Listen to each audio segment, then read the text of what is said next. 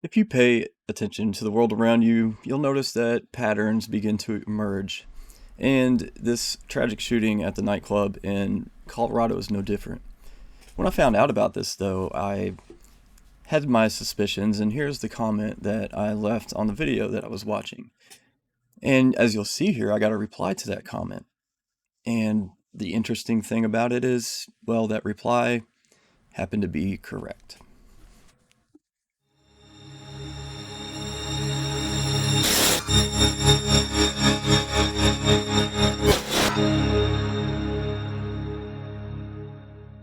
Hal Turner was a famous radio host back in the 2000 aughts, and you may or may not have heard of him. I had never heard of him. But apparently, he was famous for inciting violence and a lot of neo Nazi, white supremacist rhetoric. And he ended up getting himself into hot water when he ended up calling for the assassination of 3 justices in Chicago. Well, it came out during his trial that the FBI had been paying him for years. And by paying him, I mean he wasn't a volunteer. They had been paying him over $100,000, and they were training him on how to incite violence and what lines he could cross and not cross. But apparently he didn't listen to that. But the point is, the FBI is usually behind a lot of major crimes, and they usually have a motive for it. Now, the information about the nightclub shooter being on the FBI's radar comes from a New York Times reporter named Benjamin Ryan, and he posted a tweet but then quickly took it down, where it's a police report of the bombing threat that he did against his mother about a year ago.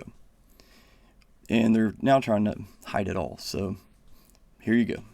Let's go look at what Joe Biden's handlers had to say about this. Here's the White House and Joe Biden's cue card writer's statement. And this is just the standard stuff. They want to get rid of assault weapons, which they can't define, and, the high capacity magazines and everything. But there's one line that I thought was really interesting here, and it's the legislature, and they're talking about the Delaware legislature. The legislature has also taken up several other critical gun safety bills, including a bill to make it easier to hold gun manufacturers accountable for how they market and sell their weapons of war. Now, I would have a question on that, and does that mean that the manufacturers that sell to the U.S. government, are they going to be immune from this, or do they need to worry about possible legal action against them? Or what about Northrop Grumman or Lockheed Martin or Boeing?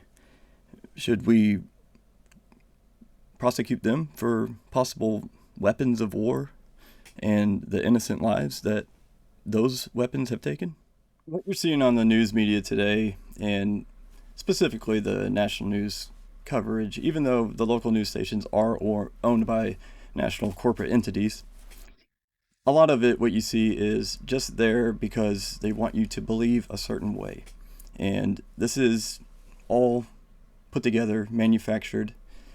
And if you don't believe that, well, I don't know what to tell you. I hope you got something out of this, and I hope that you are smart enough not to fall for the government's tricks.